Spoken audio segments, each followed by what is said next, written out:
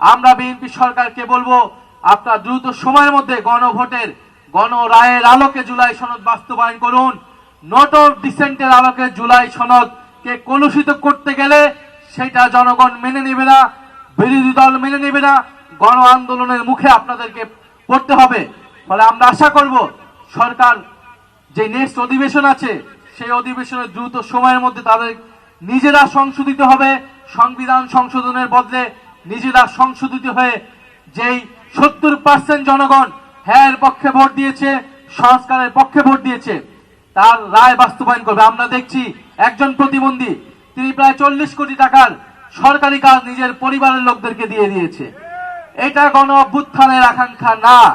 আমরা বিগত সময়ে এই ধরনের দুর্নীতি লুটপাট দেখেছি। এই সরকারের সময়ে আমরা কোন দুর্নীতি লুটপাট দেখলে সেটা মেনে নিব না। প্রিয় বন্ধুগণ, দুর্নীতি লুটপাট বিরুদ্ধেই, স্বৈরতন্ত্রের বিরুদ্ধেই আমাদেরকে সংস্কার বাস্তবায়ন করতে হবে এবং আধিপত্যবাদী শক্তির বিরুদ্ধে আমাদেরকে লড়াই করতে হবে। আমরা সংসদে স্বরাষ্ট্রমন্ত্রীকে বলতে শুনলাম প্রতিবেশী নাকি পরিবর্তন করা যায় না, প্রতিবেশীর সাথে এই জন্য সুসম্পর্ক রেখে চলতে হবে।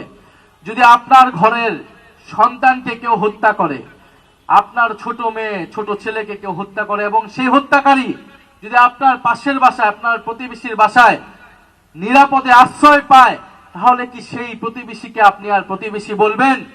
সেই প্রতিবেশীর সাথে সুসম্পর্ক রাখার কথা আপনি কি ভাবতেও পারেন? আপনি ভাবতে পারেন না। তো যখন কথা বলবেন তখন এই দেশের মানুষের আবেগ, এই দেশের মানুষের ঘৃণা, এই দেশের মানুষের ক্ষোভ, জুলাই বিপ্লবে যে ম্যাসাকার হয়েছিল সেগুলা মাথায় রেখেই স্বরাষ্ট্রমন্ত্রী কথা বলবে, এটা আমরা আশা করব।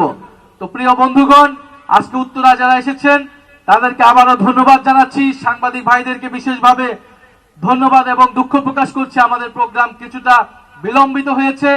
আমরা উত্তরাকে কোনোদিনই ভুলবো না। এই উত্তরা আমাদের গণ অভ্যুত্থানের কেন্দ্র, গণ অভ্যুত্থানের প্রতিরোধের দুর্গ হয়েছিল এই উত্তরা। আমাদের প্রায় 92 জন শহীদ হয়েছিলেন এই উত্তরার মাটিতে। আমরা সকল শহীদদেরকে শ্রদ্ধা ভরে স্মরণ করছি এবং শহীদদের আকাঙ্ক্ষায় নতুন বাংলাদেশ গড়ব বলে আমরা আজকে প্রতিশ্রুতিবদ্ধ হচ্ছি। ইনকিলাব জিন্দাবাদ, জুলাই বিপ্লব জিন্দাবাদ, এনসিপি জিন্দাবাদ।